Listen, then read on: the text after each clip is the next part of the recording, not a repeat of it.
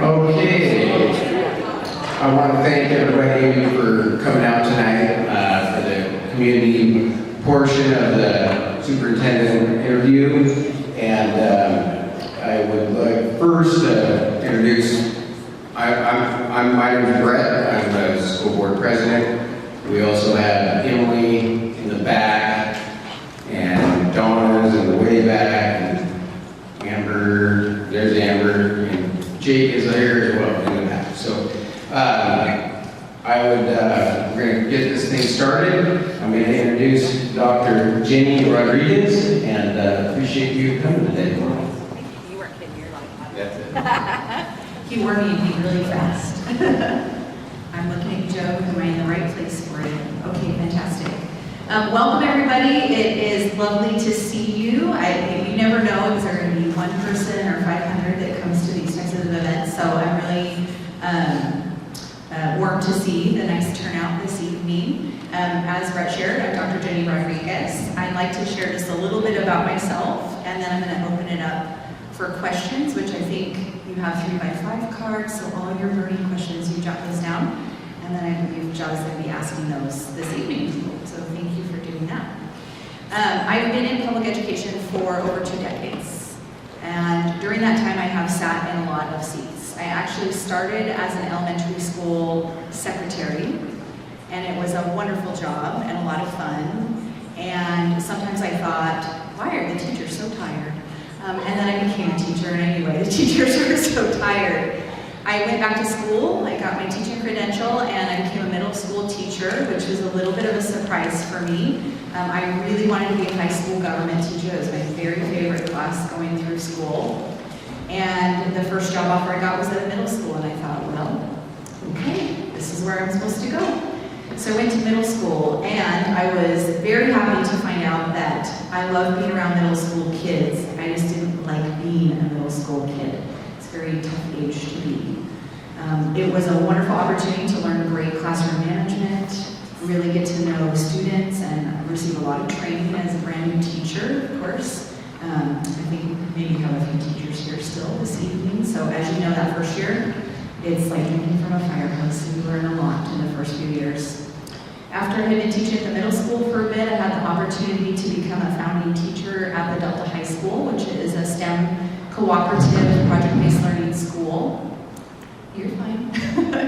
That is a partnership between Pasco, Ridgefield, and Yakima School District, so that was a really unique opportunity for me to see not just one district and how they operated, or one superintendent, but really 3, because as a person who worked there, we interacted with all 3. We had staff from all 3 districts and kids who came from all 3 districts. And I loved teaching freshmen and then freshman social studies, and then also 11th grade students. We were able to build an advisory program from the ground up and build a lot of fantastic traditions and career-connected learning opportunities. And after I had been there for a while, I just had this itch that maybe I could do more. And I felt like I was making a really incredible impact for my kids in my classroom, but I didn't really always know like what's happening next door, what's happening down the hall, and how could I perhaps influence that as well. So I went back to school, started my doctorate, and got my principal credential, and did an internship, and actually was the successor principal at that school. So I went from being a teacher colleague to being a principal evaluator, which is an interesting walk for those of you that have moved up within the same system or location organization. Learned a lot from that experience. Again, just loved it. Being a principal is a wonderful job. And again, there came a point in my life where I thought, I think I might be able to do even more and have a broader influence. So the opportunity came for me to move to central office. The first role I had there was Executive Director of Teaching and Learning, which is a little bit of a misnomer because really it was all things secondary. So I supervised middle school and high school principals, was the district athletic director, I was a member of the superintendent's cabinet. We handled all of the transfers and requests for enrollment for middle and high school, got to work directly with families when there were concerns, and really just, again, a wonderful learning opportunity for me. And at some point in that trajectory, I thought I might want to be a superintendent someday. So again, an opportunity came for me to move into a new role, which was Assistant Superintendent of Teaching and Learning in Yakima School District. So I have worked, that's the third district I've worked in, but I like to really be committed to a place. So I spent 14 years in Pasco before making that jump to Yakima. But it really was an opportunity for me to see, is this what I want to do? And it's been an incredible experience. And one of the things I did this year for my own learning, because learning is really important to me, for myself and for our staff and for our kids, I enrolled in a course for aspiring superintendents. I am a researcher by nature. I do have a doctorate degree, a master's, a bachelor's, and 2 associate's degrees. I love learning, and in all things I do, I always kind of like to know, well, how have people solved this before? What does that look like?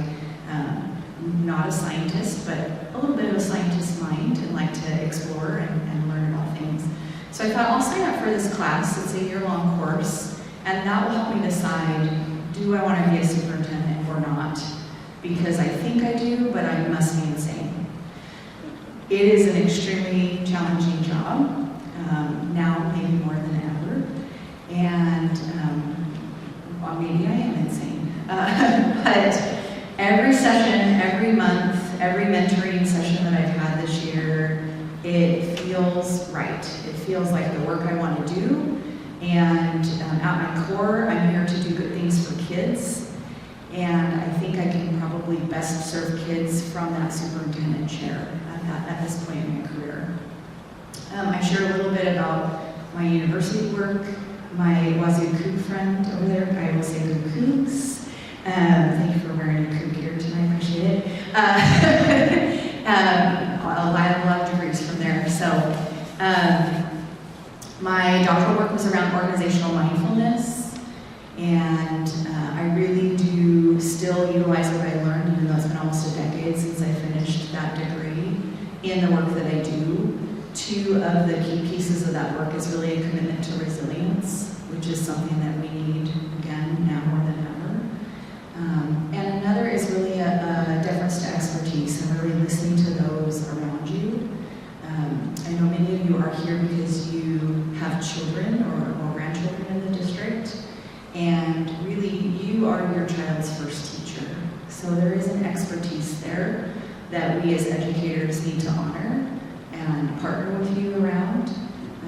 I also believe strongly in listening to our staff that are on the front lines and understanding what their world looks like and what the challenges are and how we might be of support to them. I really do see central office as a place of customer service to the community, to our families, to our staff, and to our kids, of course. So with that, it gives you a little sense, hopefully, of who I am, but I think we'll open it up for questions. So, my name is Jada, and I have questions. I have questions from both the audience tonight, because I had several of you give me questions early. If you are new for the first time, you have a 3x5 card. You can pass it this way. And then I also have online questions that were submitted for the community survey. So, thank you. Are you ready? I'm ready. Let's do the first one. What does being a premier school district in the state look like? I think being the premier school district in the state would mean that our kids are the most successful. It would mean every student crossing that graduation stage on time with the skills, abilities, and knowledge to be successful in whatever their endeavor might be after high school. I think being the premier school district means having options and opportunities for families, that it isn't a one-size-fits-all. If I think about premier, I think about, ooh, that means there's something special happening, there's some extras, some bells and whistles. I would anticipate also that our kids would be happy and excited to be at school and excited to come every day, which means we have amazing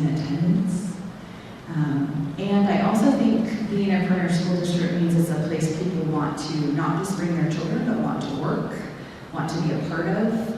So being a premier district to me also would mean that we're really meeting the needs of staff and ensuring that people are growing and receiving professional learning and being able to grow their craft and their skills as well.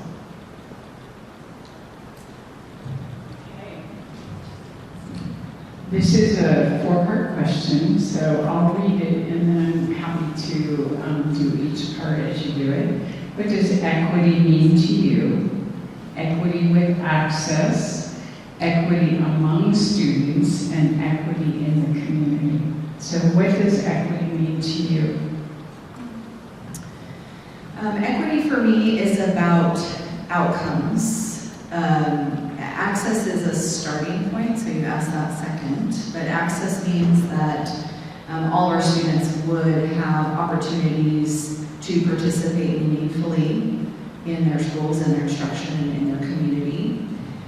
But it is also about the outcomes. So we do have some work to do here when I look at the data for the district, and certainly there's a lot to be learned, but I do recognize that there are some disparities, particularly for your students who are living below the poverty line, for your students who receive special education services, and for some of your Latinx students. So to me, equity is about looking, asking questions. When there is maybe a challenge that exists, we don't ignore it, but instead daylight it and then seek solutions together to address it. It also requires monitoring over time, so it's not enough to just admire a problem. We need to take action, and if the action's not working, take a new action. Did I hit every part? Oh, community, thank you. Equity in the community. That could mean so many things.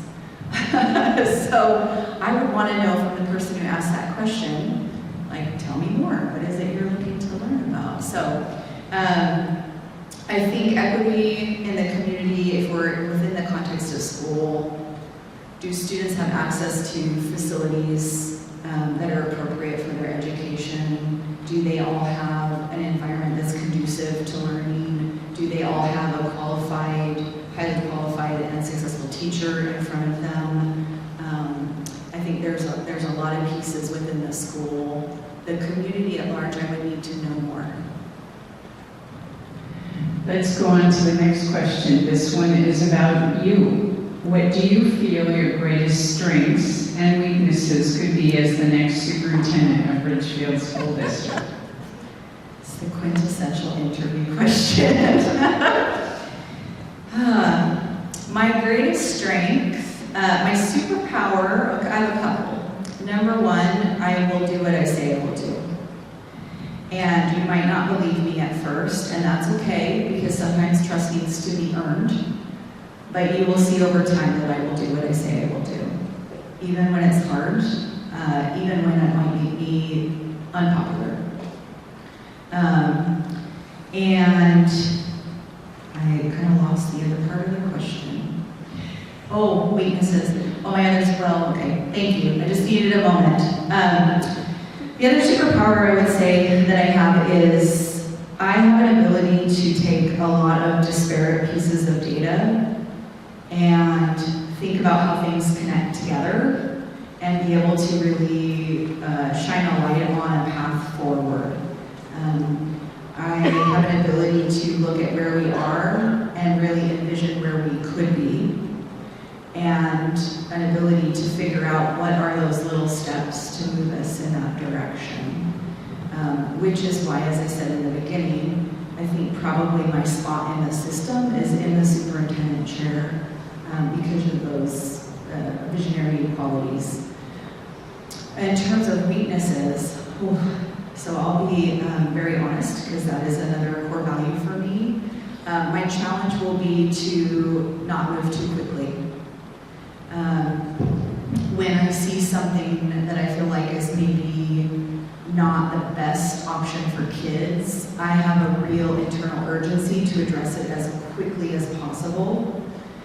But within an organization, it takes some time to get the lay of the land and really understand what's going on. Sometimes what I might see at first glance, as I dig a little deeper, I might find there's something else kind of underlying that. So I will be really cognizant and intentional about taking the time to listen, and I'll probably write down my ideas, but I will give it a little time to see if they shake out over time. How do you plan to establish clear, measurable goals for student learning outcomes and promote a culture of continuous learning improvement for teachers, students, and administrators? These questions kind Those are all my questions, Dr. Rodriquez. Okay, thank you. So for me, in both cases, actually, it comes back to professional learning teams and having a professional learning community as a district, as a whole, and implementing that with integrity across the entire system. When we do that, we ensure what is that guaranteed learning that students should walk away from by course, by content, and by grade level. And truly, as educational professionals, we should be able to guarantee that. And sometimes teachers get a little nervous when I start talking about guarantees. But the reality is, if we get very intentional about what is so critical and important in that grade level course or content that students really cannot move on without, we should do everything we can in our power and utilize all of our resources to make sure every child gets there. That process works to move students forward. That professional learning team process also is very supportive of teachers and of staff. The best professional learning, and there's lots of research that bears this out, is professional learning that is job embedded, ongoing, continuous coaching. It is not about sitting and having someone talk to you for half an hour and then checking a box. We have to really be in the work with people. That's how we move practice. Teaching is incredibly complex, and truly it takes a team to help get all the kids there. So for me, my last 3 years in Yakima has been a real mission to shift a mindset from these are my kids, those are your kids, this is my school, that's your school, to a mindset of they are all our kids. Todos son nuestros niños, as we say in Yakima. So helping really folks understand we all are here to make sure that all of our kids succeed. I'm sure there's a question in there about inclusion, so I'm just going to jump right ahead to it, Jonna. And I would say that this is a pretty common challenge in districts across our state, probably beyond, but I really am focused on Washington, around students who have different abilities. They are general education students first, and they are also special education, perhaps, students who need some special education. But we should really be thinking about how do we collectively, as general education staff and special education staff and counselors and psychologists and principals, how do we work together to meet the needs of each student, no matter what their needs might be. And so it's really important to me that we take a look at inclusionary practices across the system and think about how we are all owning that education for each of our children.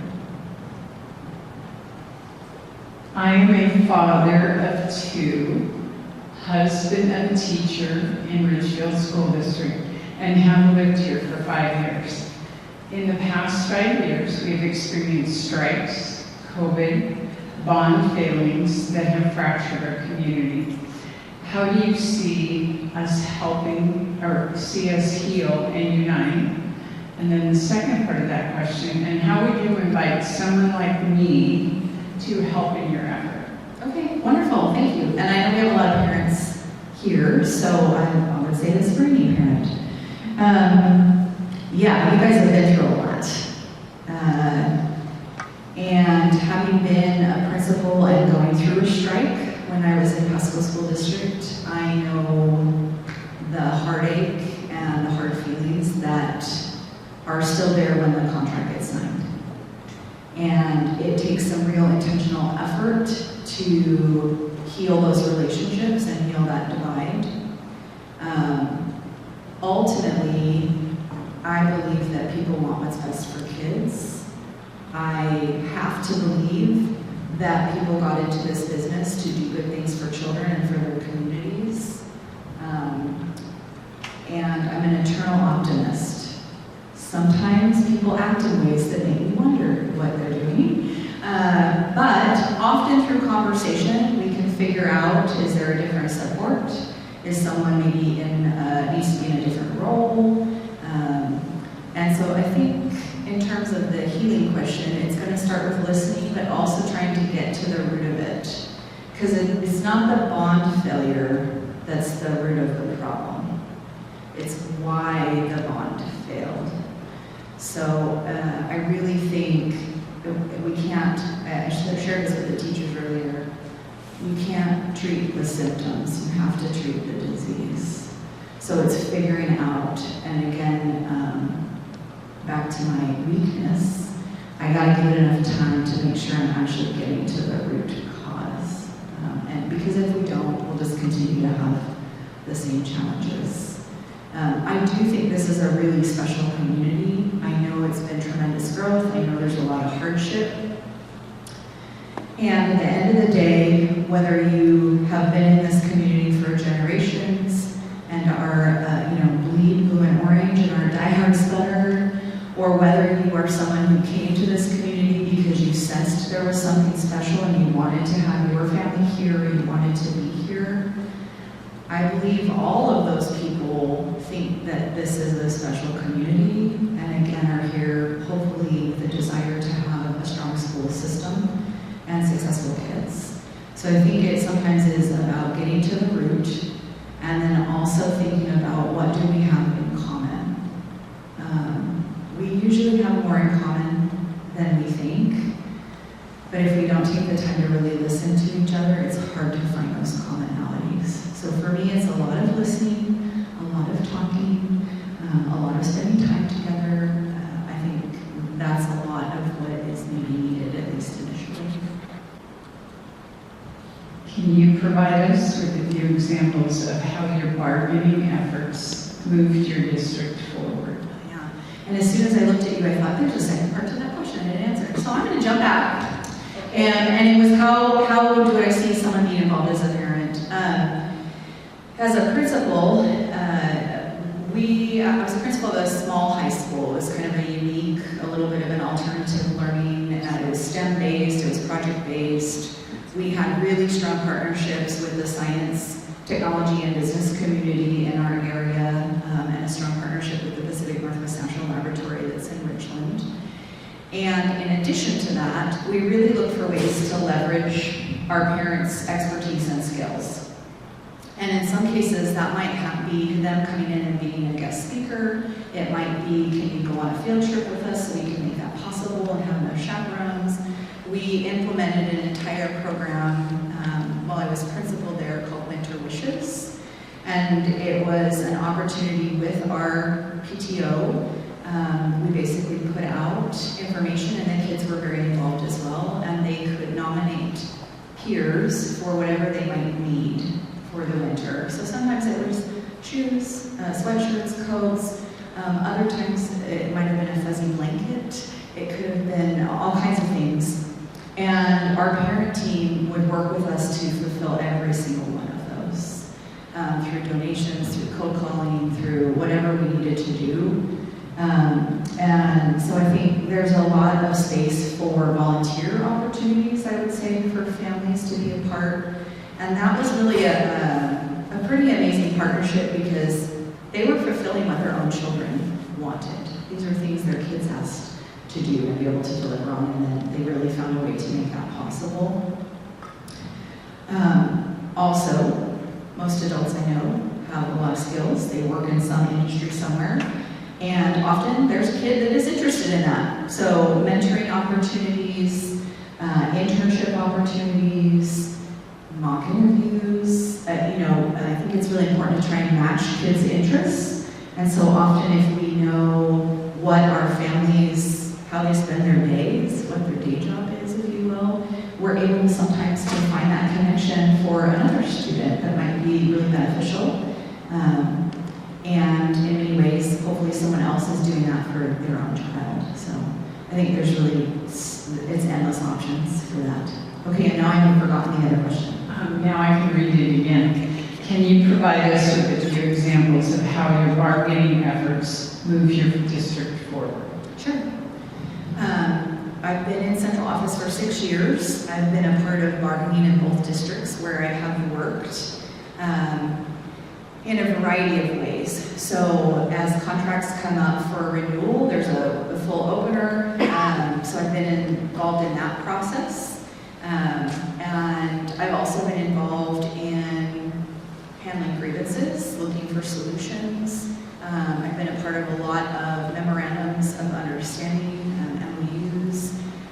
Often, when we're trying to solve a solution, I'm a big fan of really working with the union leadership around what might we try that might address this. It's often easier to start with a temporary one-year pilot or some type of a potential solution or language that's developed, and that gives both sides, if you will, although I like to all be on the same side, but it gives both sides a chance to kind of test it out and see if it's actually what we want and is it working the way that we thought it would work before it goes into the full contract. So I've been a part of labor management.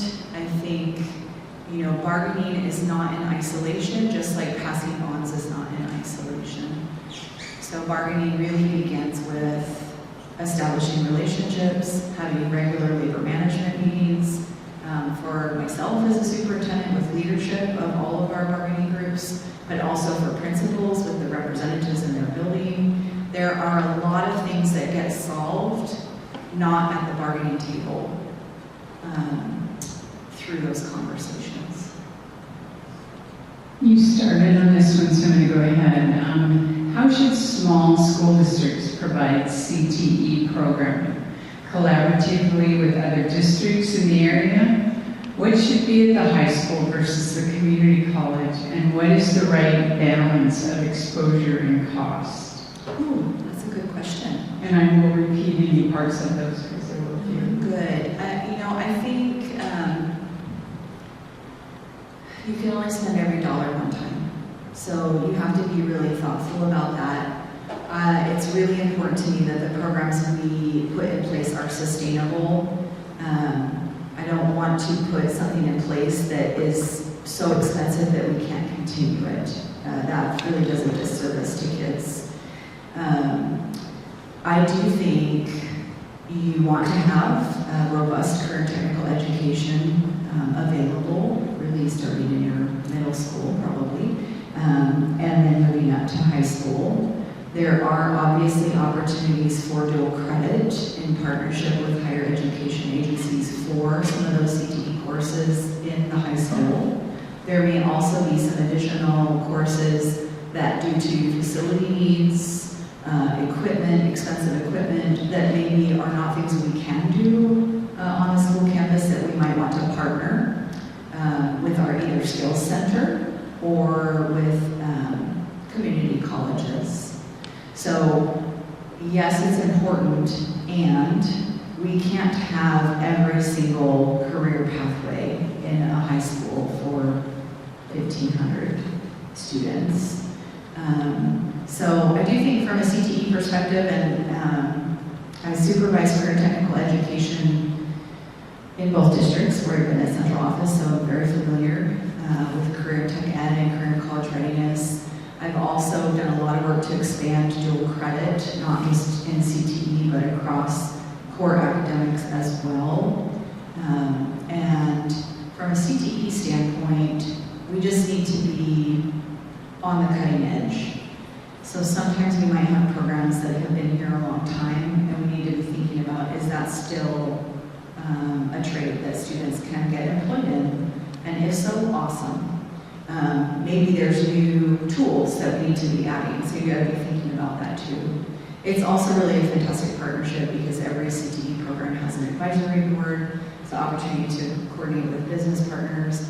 And then you have some actually really successful CTSOs, your career tech student organizations, that provide leadership opportunities for students aligned to a potential career pathway. And whether they pursue that or not, involvement in those programs teaches them all kinds of skills about public speaking, working as a team, competition, all sorts of wonderful things. So, ready? I'm gonna leave it there. Share with us a racial incident or situation that you've experienced and how you worked toward a resolution. What would you say was your deepest learning from the experience? Well, I already shared with you, I worked in Pasco and currently in Yakima. They're both majority districts. They have very large Latinx populations. We have dual language programs in both districts. And this is something that I'm very mindful of. Again, it goes back to really taking a look at the data and thinking about what's happening, and not just state testing data, but other data on district success. In my current role in Yakima School District as Assistant Superintendent, coming into my first year there, of course, getting the lay of the land, learning about programs. There's a lot to learn in a new system. And in the spring of that year, as we were getting to transition kids up, particularly we think about 8th to 9th transition, we uncovered that our students who were in Spanish for native speakers in 8th grade at their middle school were not getting high school credit, and our primarily white students who were in Spanish 1 were getting high school credit. And that was one of those moments where I was like, we're fixing this and we're fixing it now. I take really seriously the responsibility that goes with the title, that some things are important enough that we need to move quickly. I also take really seriously that it's my job to daylight when I find things like that so that we can get around the problem and come up with a solution. So we cleaned that up. We ensured that those students would earn high school credit that year, and in fact I was insistent, probably to the IT team's recommendation, that they go back and fix it for the prior year's 8th graders too. I also, in uncovering that, again, getting at the root of something, like why would that happen? That doesn't make sense. And I think the harder reality of that occurring was not that kids weren't getting credit, but that we as a system were not valuing the knowledge that students brought with them to school. Kids are not blank slates. They all come with skills. And to not honor the language of our students who were bilingual on no account of us in the school system was not okay. So in addition to fixing the credit issue, I worked with our assessment team and principal supervisors and principals to push our STAMP assessment, which is what we use for sealed by literacy. You guys have that here too. To push it from just seniors down to 8th grade. So in my second year, that was side of my charge. And they did offer it to every grade level in high school, but they did not actually do it in middle school. So when I found out about that after the fact, I was like, yes, this is not happening again on my watch. So this year, I was very clear and met with the assessment team, met with the IT director, made sure that our competency-based crediting in our operating procedures was updated, so it was very clear to everyone in the system that kids will be allowed to take this test and they will earn the credits that they deserve to earn.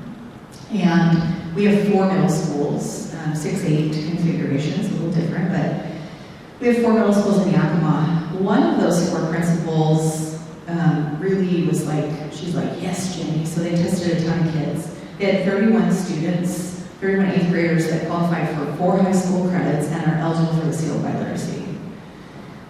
But Spanish teachers had told me kids wouldn't be able to pass it.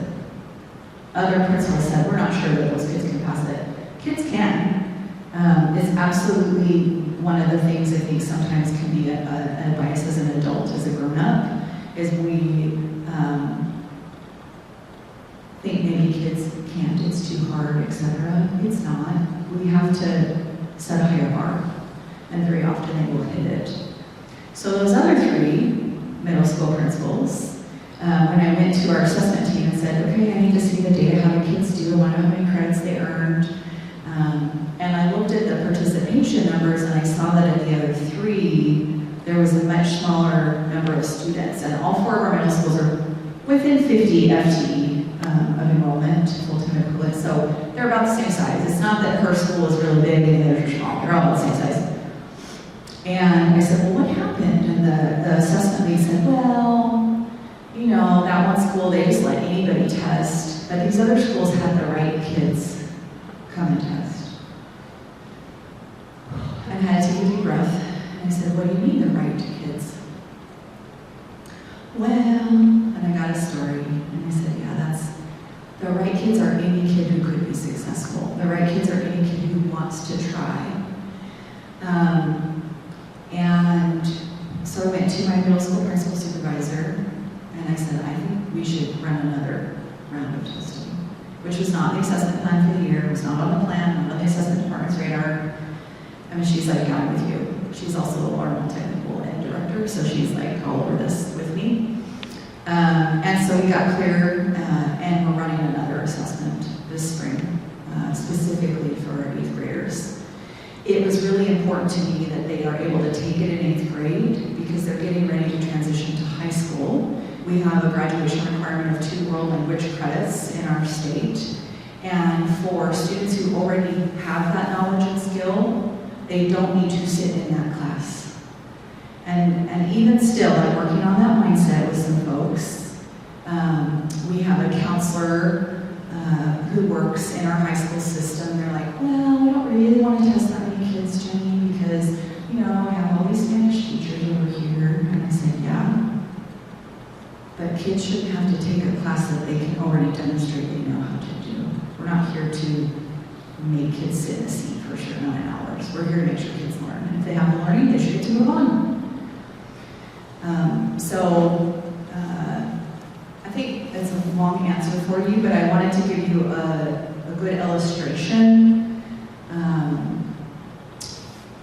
that for me I think demonstrates an equity concern and how it wasn't as simple as just saying we have an equity problem, but really getting to what's underlying this, what's the mindset, how do we start shifting, and then how do I, in my role, and this is what I like about being in a central office, how do I make sure our policies and procedures support that work and or require it?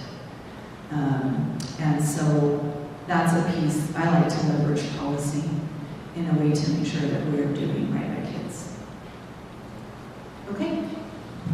Should this upcoming bond fail, what ideas do you have to address overcrowding? Well, number one, let's hope not. And number two, your principals are actually, they're doing the best they can, y'all. I visited every school today. We got places where we're running lunches in 2 locations, 2 per grade level. I can only imagine how many hours they're spending in lunch, probably from 10:30 in the morning to 1 o'clock in the afternoon to get all the kids through, given the space challenge. But they're making it work. And if nothing else, as educators, we're creative problem solvers.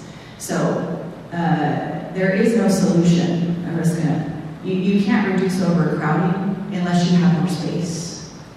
So we can convert maybe some classrooms. You have oodles of portables already. I was at one school today where there's a portable that has health services and a partnership with your community. And if need be, we may have to find a new home for that partnership in order to hold a classroom in that portable. But those are really hard decisions. As I shared with you before, I worked in Pasco for 14 years. Pasco High School had over 4,000 students before we were able to build a second high school in the community. We had tremendous growth. It looked a lot like this. My husband and I, my husband Tony is over there. We drive through Ridgefield and we're like, there's a housing development, there's another housing development. Oh look, another housing development. Oh yes, we know that builder, because many of them have been in Pasco as well. Very similar circumstances. So we have used old buildings that really haven't been put to bed. And we have partnered for space. We have teachers on carts, tension teachers. We can utilize the space as much as we can, but it's finite.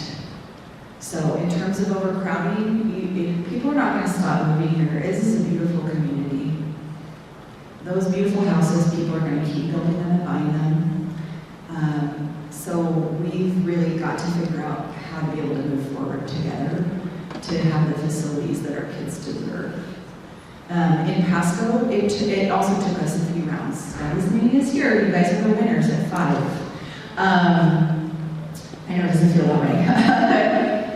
We ran a bond in 2011, failed, regrouped, and actually took a little longer time. Often when you see a bond failure, you'll see the district come right back out and run it again. And in that case, we actually took about 18 months as a district to really try and understand why did it fail. What did we not do? What did we not share? Why were people voting no? And really trying to figure that out so that when we ran it again, we could address those concerns. And in 2013, when we ran almost the exact same bond package, it passed. So I think you have to really figure out again, I'm going to just keep saying root cause, root cause, root cause. You have to figure out what is it, why isn't it passing, and then what do we do to address the concerns. Also in Pasco, we ran in 2017 in February, it's a popular time for school loans, failed again. That one we turned around and reran in November and were able to pass it. And part of it with that one was sticker shock, which I think is probably something that we're facing here. It is kind of mind-blowing to think about how expensive construction has gotten. The school that you could have built for one price tag 5 years ago is a lot more expensive today. The flip side of that for this community is with your growth, you're growing your tax base. And so, I think there's a lot to be said for helping folks understand your tax rate right now is actually well below what it used to be when you had way fewer people here. So I think just helping people really understand that. But overcrowding, if the answer you're looking for is like, don't let kids come or stop building houses, I'm sorry, but that is just not going to happen. So we really got to build schools. What role would the fine art and performing arts play in the district, and how would you show support for the arts? Yeah. So, a little bit about Jenny. I was a pianist growing up. God bless my parents for investing in me that way. Competitive. When I got to high school, some people knew I played the piano, and they're like, oh, she plays the piano, she can read music. Jenny, you need to be in the marching band. Because they needed people to be in the pit crew, which is all the stuff down at the front if you are not a music person. So I joined marching band.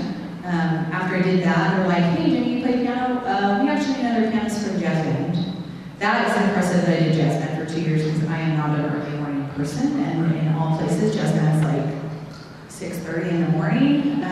So I'm still kind of amazed that I did that. But I think that music, art, I was super excited to see your ceramics classroom today. I think those can really be outlets for kids, opportunities to feel connected. I want to be sure to include visual arts and not just performing arts. My oldest daughter loves to create art. It's not a job, it's just something she does as stress management. She likes to paint. She likes to draw, and it is so good. So as a mom, I have seen the impact of her participation in visual art and how that improves her outlook. And that was probably, I haven't asked her, and I should ask her, but I think her favorite class was probably middle school art because she got to express herself. And she could feel successful, and she often did not feel successful in academic core courses. I also, as a student, I thought it'd be so cool to like be a movie star and be on stage, but I was absolutely petrified. So instead, I did some backstage work. Got to like run the smoke machine and like open curtains and do those kinds of things. So I just think you have some amazing facilities. It is clear that this community really cares about the arts for your children. Beautiful performing arts center. I mean, it is really at the top of the line. You should be really excited to have that space. And even at your middle school here, you have an amazing facility for theater and for drama. What I talk about, where I go, it does matter. Leadership matters. That's really core to my belief as a education leader.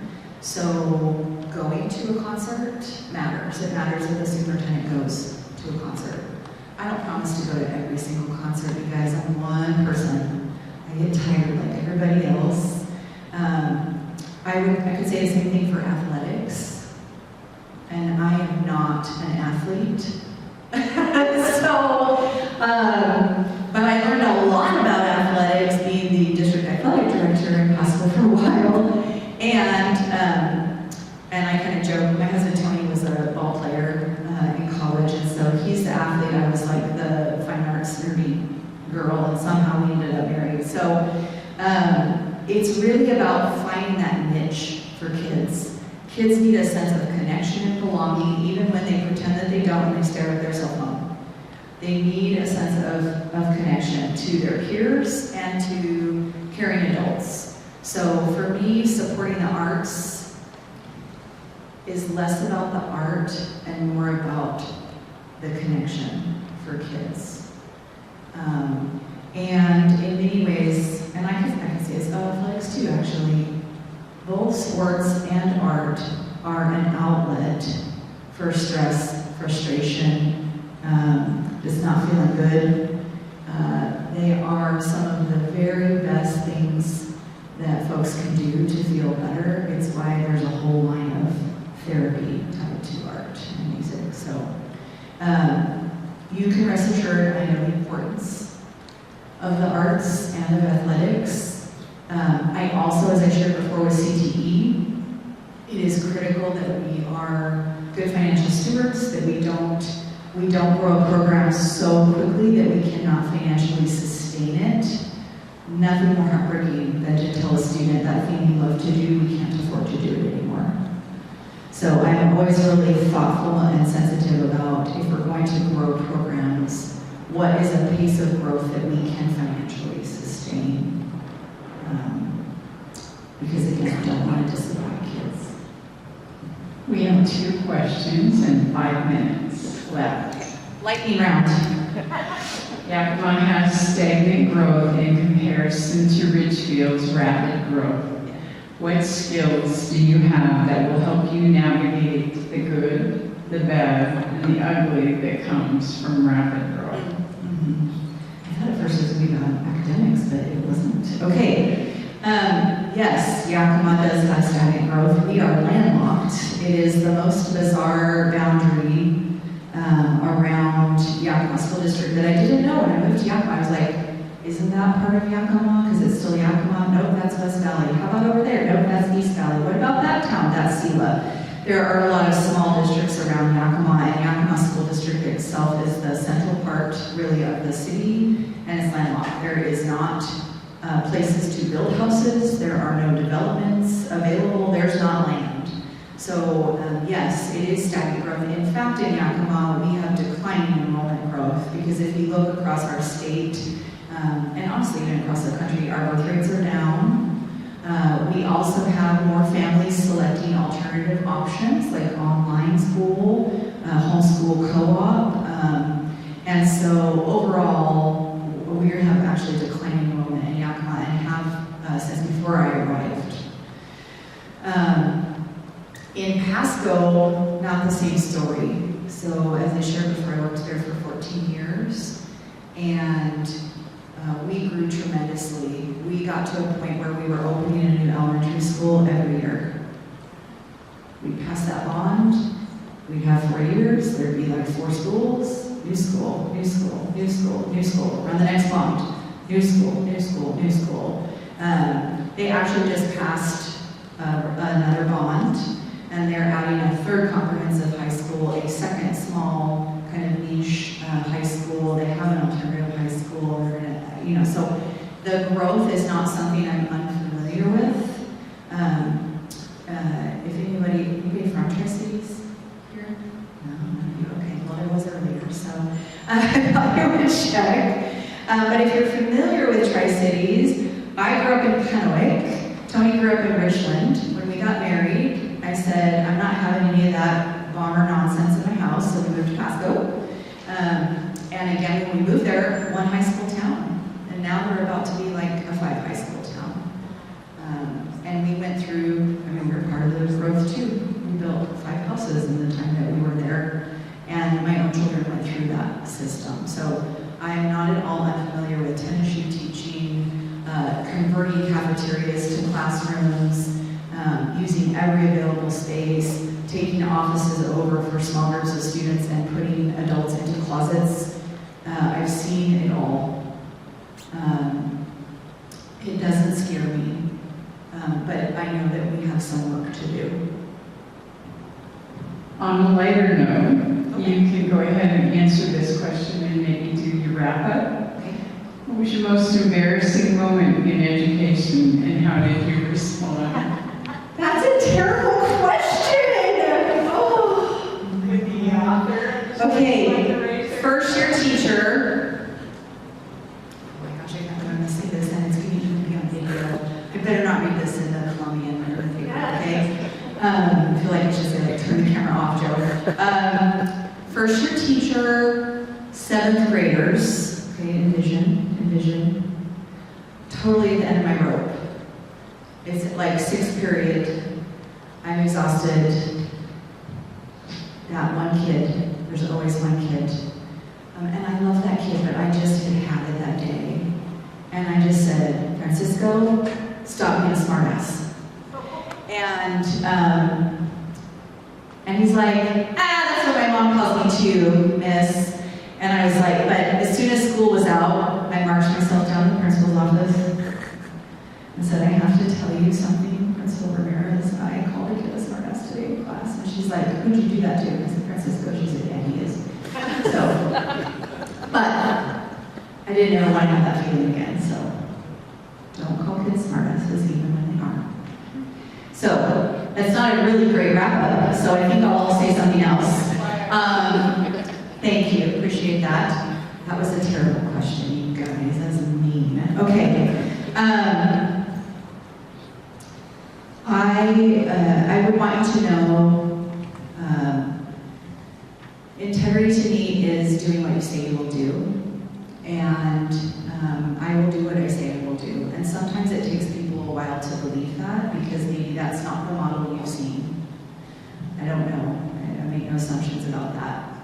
But I'm quite used to being in situations where people are like, oh, she actually did what she said she was going to do. We didn't wear her down. We didn't just keep asking until she said yes. She does what she says. And you should know that sometimes that makes me friends and sometimes it doesn't. But I'm actually not here for a popularity contest. I am here to make sure we do the very best job we can for our children. I'm here to make sure that our teachers have what they need and that we ensure that they are also doing the very best job that they can. And I really believe in the 2 sides of the coin, which is support and accountability. We provide the support. We provide the support for kids. We provide the support for adults. and then we hold them accountable to the expectation. And I think over time, with the people that I've worked with, initially that can be a little bit hard for people because I am pretty direct. But over time, it inspires a loyalty that is very humbling to me. My team is my team. They got my back, I got their back. And I think it comes from continuing to do what I say over and over and over. So I'm not always going to be right. Nobody is. Being a superintendent, there's no manual that they say here's how to handle everything. But I'm a good thinker and a good problem solver and a good listener. And I have the ability to facilitate a group, small or large, to come to some sort of solution or consensus. So I want you to know that about me, because if you are not looking for someone who wants to do the hard work and have the hard conversations, if you want someone who is going to be in the paper a lot, and, I'm happy to do that, but that's not what drives me. That's not my core. That's not my why. My why is to do the very best job we can for kids. So you might not always like what I do, but you, I think, will recognize and know that everything I do is for the benefit of children. And when I do that, I can sleep okay at night. So with that, I just thank you. I really sincerely appreciate you being here on a Thursday night, because I know you all have lives and jobs and kids and things. So your investment in ensuring strong leadership for your district is commendable. Leadership matters. It matters a lot. And so it's, again, just a pleasure to meet you, and look forward to perhaps seeing you again in the future. So thank you.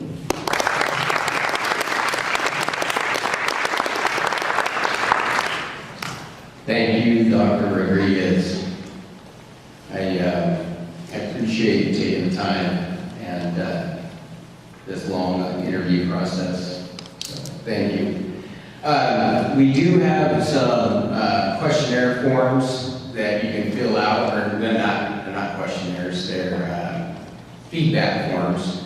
You can fill out a paper version, or there's a QR code that you can get on your phone and do a Google Docs. And we appreciate your feedback, so please, if you feel like it, take the time to do it. I would also like to thank Jada and Tom. They're our consulting team, and they put a lot of work into this process. This is our final interview, and so this process is coming to an end. I appreciate all of you taking the time out of your days to participate and just be part of the community and be part of the solution. So that wraps it up for tonight. Appreciate it again. Thank you, and have a good night.